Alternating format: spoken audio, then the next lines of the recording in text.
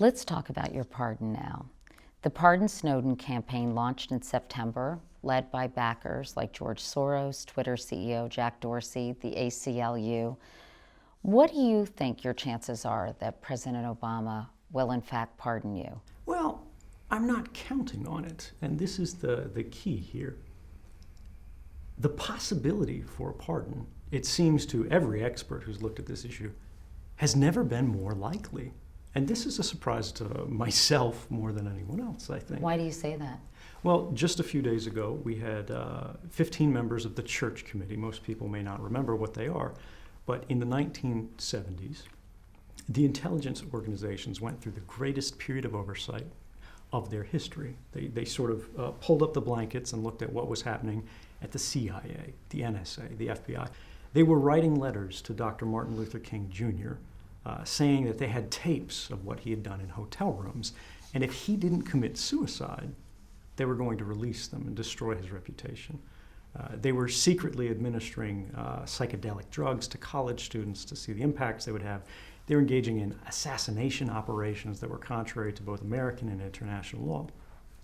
All kinds of crazy things. These individuals who are experts in what's going on in intelligence at the classified level, who worked for the government, right? These aren't sort of hippie reformers or anything like that.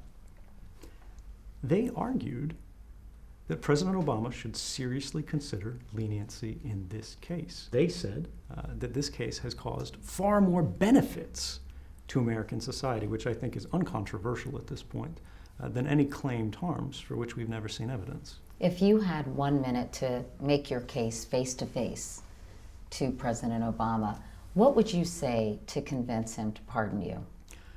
I wouldn't. I would respectfully say to the president, I understand you have an incredibly difficult job. No one wants to be a whistleblower. This is something that's hard to do.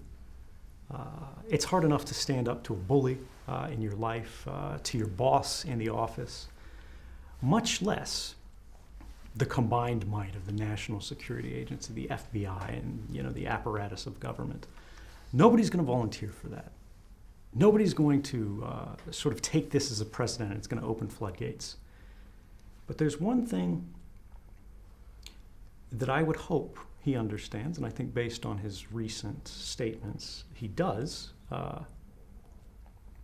He said that my actions and this journalism raised legitimate concerns. We're living in a time today where journalism is occurring in an environment of an extraordinary threat. And as official sources of information for the American citizen, the American voter, begin to dry up, confidential sources, the sources upon which the best journalism has always relied, people in government who know the reality of what's actually going on, particularly when the operations of government start to go out of bounds, are critical now. And this is America. When something goes wrong, don't we want somebody to stand up and say something about it? Are you saying it's particularly important in a Trump administration or in a Republican-controlled Washington? I don't think it's about party. I don't think it's about person. I do think the incoming president has definitely said he plans to break some furniture, right? He would be the last to deny this. And that means we need to be careful. That means we need to prepare.